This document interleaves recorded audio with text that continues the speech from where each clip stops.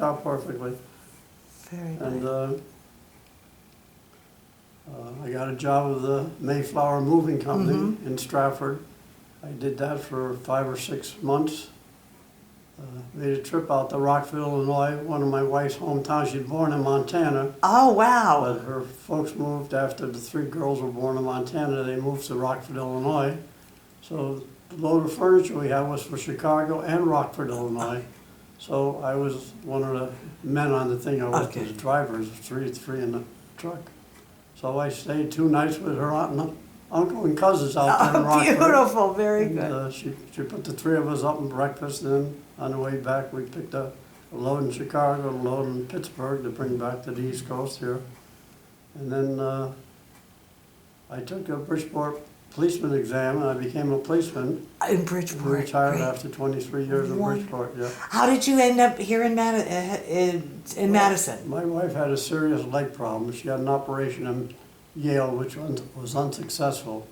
So her leg was, we had a beautiful house just below the Merrill Park. We had Cape Cod upstairs. Uh-huh. So she needed Oh. something, so she didn't fly upstairs no more. So I got a place in Windermere. Okay, beautiful. So you're all on one level. That's and why we've been here 19 years. 19 She years. passed away 2 years ago. Oh, I'm We were so- married 68 years. 68 And we met in 5th grade Oh, in Bridgeport. oh, what a wonderful And romance. she went to the public school, and she had to walk by my house every day.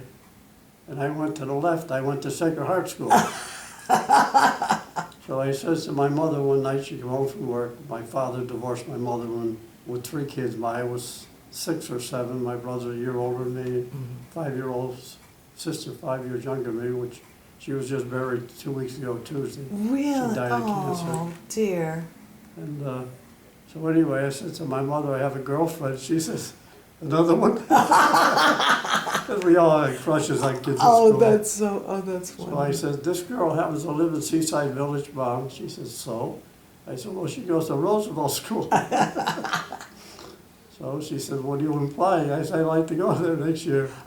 So my mother took me out of Sacred Heart. This was in April or May. Yeah. So that September I started 6th grade, 7th and 8th grade at Roosevelt School Oh. with Francis.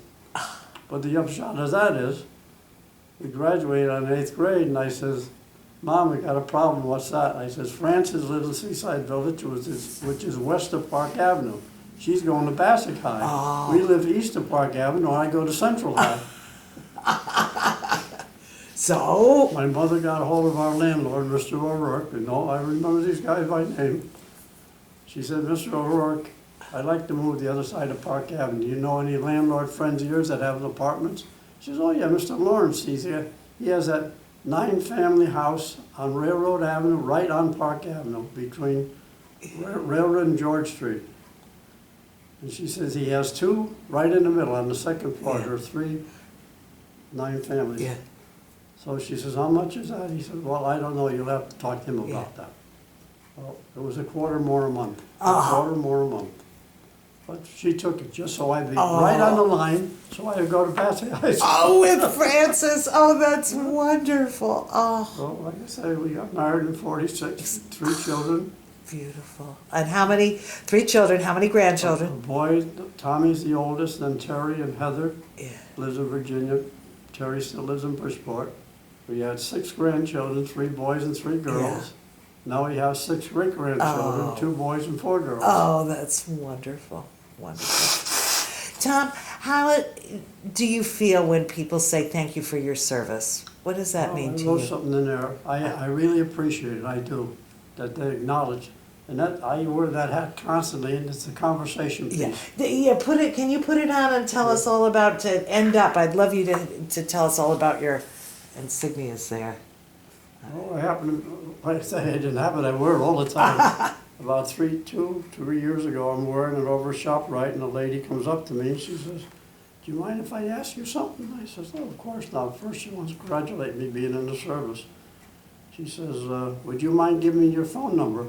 And I says, it's usually the other way around. Sailors ask the girls for their phone number. And she laughed. She says, no, she says, I belong to a quilting association, and I'd like to put your name up for a quilt. Well, a couple of months later, I got a phone call Mr. Jordan, yeah, this is Ruth Adams, the lady that met you at ShopRite. She said, we have a quilt we want to award you. Oh, So there was 5 of us up at Old Saybrook. We went to the place up there, and we were all awarded a Quilt of Valor. oh, Tom, that's wonderful. What? My niece took us up there, and a neighbor to the ceremony. It was great, yeah. Oh, beautiful. So I have a beautiful Quilt of Honor, and what they do, they ask you, seriously, please use this when you take your naps or whatever. And mine's on my couch, and I take a nap on my couch. Every time I nap, I'm on that quilt. And within 5 minutes, I'm sound asleep. Oh, that's There's just something oh, about that's it. Just very good. Yeah. no dreams, no nothing. I just lay on that couch and pull a blanket up over my shoulder. And it's just so relaxing. Yeah. Beautiful. That's beautiful.